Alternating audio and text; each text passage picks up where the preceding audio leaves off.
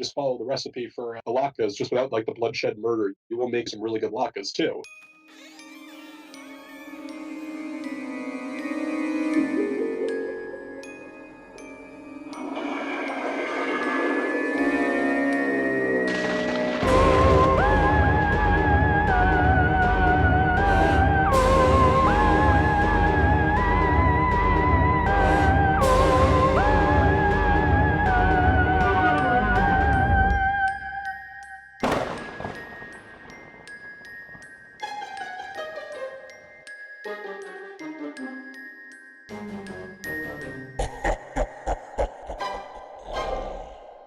This is We Bleed Orange and Black, the podcast for Halloween and horror lovers. Join us as we interview creators, discuss our favorite horrors, and share original spooky stories.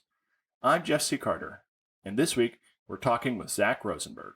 Zach Rosenberg is a Jewish writer living in Florida. He crafts sci-fi and horror by night and practices law by day, which is even more frightening. His debut novella, Hunger's as Old as This Land, is out May 17th and is available for pre-order now. Welcome to the show, Zach. Hello, Jeff. Thanks for having me. I would like to start with an icebreaker. Zach, if you were an action figure, what 2 items would you come packaged with? All right. Definitely some kind of book there. I think that goes without saying. Okay. And also, I'm just going to be like totally nerd out. Some kind of fencing sword. I used to fence. I like swords. I think that I think they just have a really good aesthetic. Give me a little specificity. Are we talking foil? Are we talking epi? Are we talking saber? I will foil. Definitely foil. Foil. Nice. Would you have the mask, or you just popping eyeballs? I probably had to remove the mask and jacket. Very cool. Well, I, for one, cannot wait to buy my action figure with patented Zack Attack action. Tell us a bit about yourself. Where did you grow up? So I'm originally from New York. I've lived in Florida most of my life, though. Born in Queens. Moved here when I was about 5 or 6 years old. I've really been in Florida ever since. And right now I'm living in Lauderdale. Have you always been a horror fan? Really back as long back as I can remember. Ever since I was a kid, I was into horror. Like I loved, like the movies, and, like the creepy TV specials for kids that had like a bunch of horrifying stuff in it. The Goosebumps, Arnold Stein, Christopher Pike, things like that. Is there a particular TV special you remember sort of making an impact? Maybe like the Grinch Halloween one, which had like that surprisingly acid trip sequence that was like pretty freaky for a kid.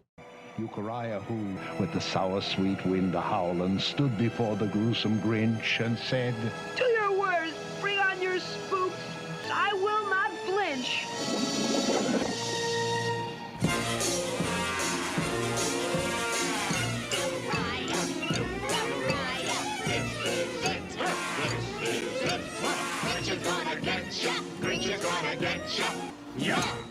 I only just recently became aware that there was a second Grinch movie. And as much as I love Halloween, wow, that second Grinch does not quite hold up to the original. It's more acid jazz than Christmas carols. I could see that disturbing a young mind. Yes, there was like, a lot of stuff like that. Like I'm trying to remember, but like some of that stuff just went hard. Coming out of the 70s and 80s, there was really nobody at the wheel. Like, there was nobody saying, oh, this is not right for kids. This is too intense. Yeah, definitely.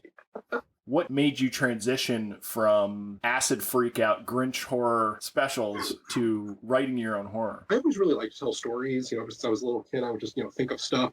What really got me into, I didn't really write my own horror until relatively recently. Like, I had some stuff here and there across the years, but I never really got off the ground that much. Really, it was just a matter of reading stuff and, slowly getting into more and more over the years and then kind of figuring like, hey, I should do more with this. Like, hey, I could tell my own ideas. I should tell these stories. And it was really just getting back into it after such a long period of time. I decided I would start, kind of having fun with it. Like, I was like, hey, there are stories that I could tell myself. It's like, I kind of noticed there wasn't a lot of Jewish horror on the market. I really wanted to get more of that out there. Mm-hmm. So that was really what kind of spurred me on with that. Like, I really wanted to tell some of those stories. So what excites you about Jewish horror? Well, obviously I'm Jewish. There's a lot of very unique history and folklore and very interesting stuff there that really doesn't get told a lot. Like, even through the history of horror, it's very few and far between. And there's just so much interesting stories there in folklore, with people, with historical events. That just never really gets told, and it's kind of like I just find that stuff exciting. It's like let's tell more of that. Let's get more of that out. You have a great short story in Deathcap and Hemlock called "Your Son's Favorite Hanukkah Latkes." Yes, that was my first ever published piece. That one slaps. That one was so really much. entertaining. It was my first time I ever tried to write microfiction. That was so much fun. That was just a blast to write. Deathcap in Hemlock is a recipe-based microfiction magazine, and you tell the story of revenge and supernatural resurrection through the lens of Jewish cuisine. I highly recommend it to everyone. I didn't get a chance to check out The Blackest Heart from Diet Milk Magazine, but that is some kind of Jewish gothic horror. That is correct. I will note, by the way, if you just follow the recipe for the latkes, just without like the bloodshed murder, you will make some really good latkes too. But yeah, no, The Blackest Heart was, that's going to be a serial coming out with Diet Milk. I've talked about with them. I'm going to have some more entries in that. But yes, it is Jewish Gothic horror based on some Jewish folklore, Jewish characters, kind of like stuff through. I love Gothic horror, like the dark castles, the secrets, the creepy mysteries inside, the crumbling and foreboding, corridors. I love that stuff. So I wanted to give it like a very Jewish twist, and that is one of my. That's currently that's what I really loved writing. That sounds awesome, and you're going to serialize it? That is going to be serialized now. I'm having, it tells a complete story, but I'm like, they kind of got in touch with me saying like, hey, we really like this story. We think there should be more of it. Would you like to write more? I was like, absolutely. It's a good instinct you had to leave your heroines alive at the end of the first adventure so they could come back to you for a serial. But yeah. I mean, we go to serialized stories for a long narrative. Right, exactly. Let's talk about your new novella, Hunger's as Old as This Land. Let's. Oh, I'm super excited for that. Can you give us like a back of the book blurb? Absolutely. So Hunger's is set in the American Old West. It is about a Jewish settlement that is put under threat by greedy bankers and mercenaries. However, they have a path, these nearby mountains that are called the Hungers. And in the Hungers, there have been creatures living there since time immemorial. Throughout the Hungers, so basically when they're put under threat, the only thing that might be able to save them are the secrets in the Hungers. This book isn't even out yet, and it's already doing very well on Goodreads. I am really blown away by that. But only 99 cents on Amazon. 99 cents? What a bargain. So what attracts you to the Weird West genre? I just find the Weird West genre so much fun. There's just so much you can do with it. There's all kinds of different folklore, American folklore, immigrant folklore. There's so much history there, like of all these different groups. And obviously, there's, the real darker side of it, the stuff that a lot of American Westerns didn't focus on. Manifest destiny and genocide and oppression and brutality. That's kind of where Hungers came from. The idea that manifest destiny is a scarier force than any monster. That there's like a real darkness in the Old West. I was going to ask if you had your characters first or the concept. The concept derives from Manifest Destiny. Exactly. Yes, that's kind of where the idea of Hungers. That's where like the hunger came from. The characters kind of followed soon after. This actually started as a short story that ended up being expanded. So I really came up with just the idea of the town being attacked and the monsters nearby that helped. The characters came second to that. But the characters have really made it a joy to write. The lead characters of this one are Esther and Siobhan. Esther Foxman is the daughter of the settlement leader. She is a half Jewish, half indigenous woman, and her girlfriend Siobhan is the daughter of a Irish preacher whose father died around the Civil War. And she was raised with Esther, and she converted to Judaism. And the two of them are the main leads who we see everything. They're both people who are oppressed in different ways. One is Jewish and indigenous, one is Irish, and neither is seen in a particularly fond light by the people around them. Even though it's obviously very different for indigenous people and Irish people. And also the villain of the story, his name is Cyril Redstone, and he is the head of a mercenary group. And Cyril is very much kind of like the worst parts of America personified. He is greed and malice and manifest destiny and all this stuff put into one single man who lets nothing stop him. So when the banks want problems dealt with, they contract with Cyril. Exactly. Like his first scene after a time skip is he's shown basically murdering a bunch of unionizers. He is like a guy who fixes problems that they want fixed under the table. It's the stuff that happened in the West. You hire the Pinkertons, you busted the unions. Basically, dirty business is what it's all about. There is a past between Cyril and Esther's father. That is correct. Back in the Civil War, they served together with the Union Army. Esther's father saved his life. There is some history there, but Cyril is not someone who I would call a particularly sentimental person. That is putting it lightly. Not particularly sentimental. Not remotely. He is very dedicated to his job. He is, and Cyril is the type of guy. He's the type of guy. He'll enjoy a drink with you. He's not the most prejudiced man around. He will, he'll respect.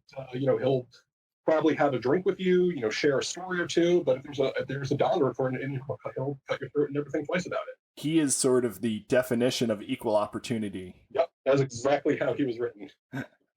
Do you have any further adventures for Esther and Shaban in the works? I absolutely do. I haven't run it by the publisher yet. I'm not sure if they're going to let me. I really hope they do. But I definitely have some ideas. I just come up with stuff when I'm watching things like The Great Silence or, like Requiescat or like any of these like really fun, Western ones because I love, throwing shout outs to the spaghetti Westerns I love. Yeah, I definitely have ideas for that. What are you working on next? I am finishing up my Jewish pirate novel for Darklit. That is that's pretty much finished. It's just waiting for edits right now. So I'm really excited for that. And I am working on another novella that I am planning on shopping around.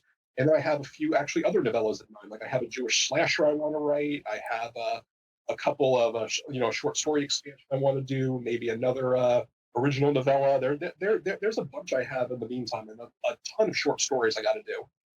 Fantastic. Can you give me the gist of the Jewish slasher? Well, yeah, no, I have. I kind of want to set it on Purim. It's like just the ideas I have in my head. Nice.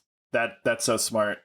A group of graduate students, they kind of come on into a do an experiment at like an abandoned hospital, and like one of them gets possessed by like some kind of Dybbuk that's like a serial killer, and it's like, and then there were none.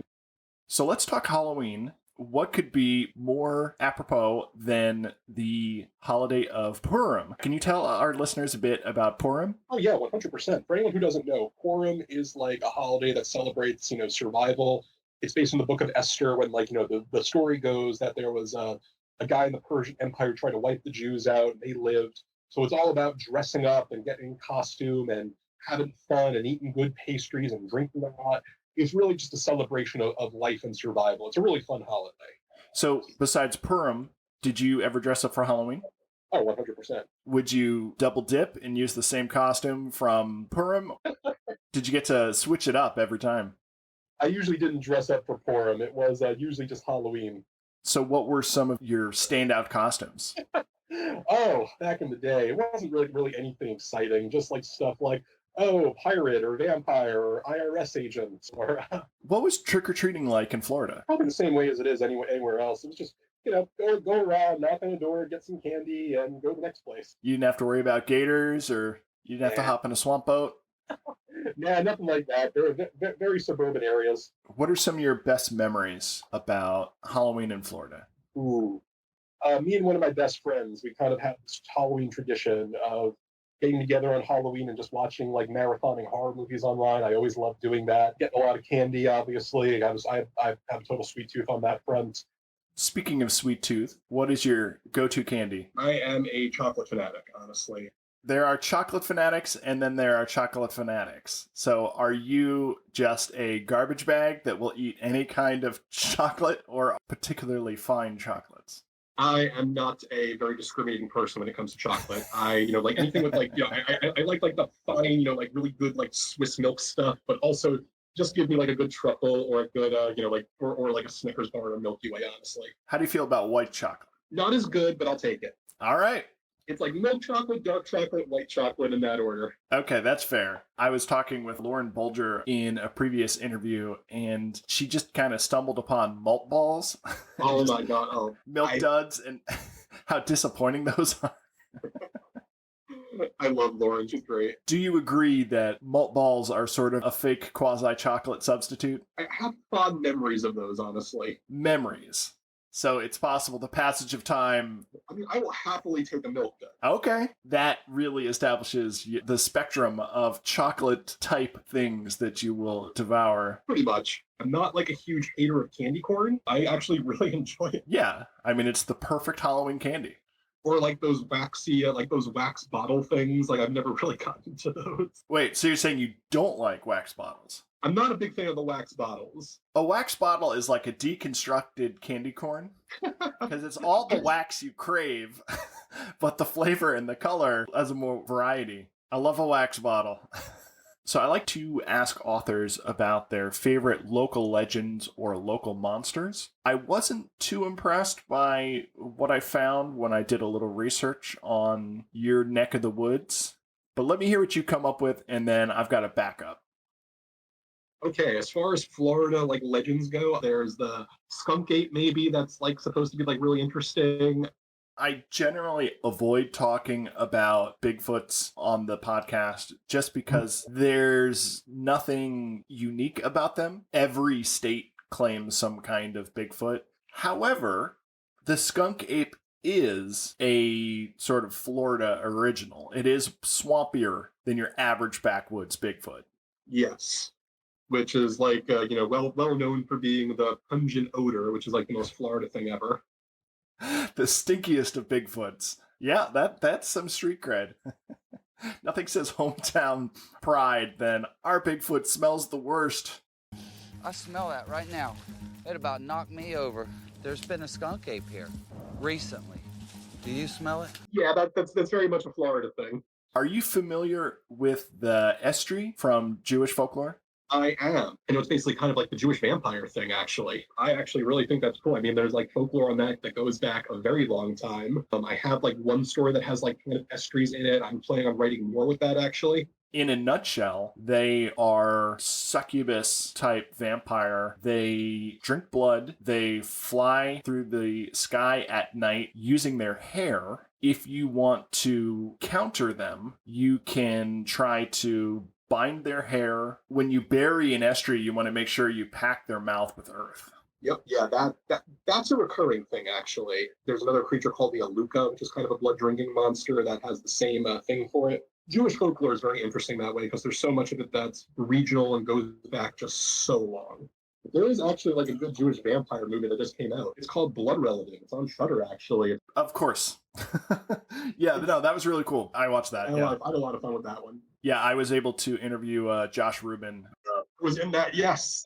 He was in Blood Relative, and he helped get the movie produced. I freaking love Josh Rubin. He's amazing. He's awesome. Hell yeah. So do you ever carve pumpkins for Halloween? Not in a long time, but I would love to get back to that. So you've just been letting evil spirits assault your house willy-nilly, and you haven't been scaring them away on Halloween night? Unfortunately, yes, but it is Halloween. It's like the one time you can actually hang out with them. That's true. The veil is thin. And you're putting out candy. I suppose that's better than nothing. You are putting out candy, right? I'm adhering to Sam's rules. Okay. So, Zach, where can our listeners find more of your stuff? I have a Twitter account that's at Zach Rose Writer. That's ZACHROSE Writer.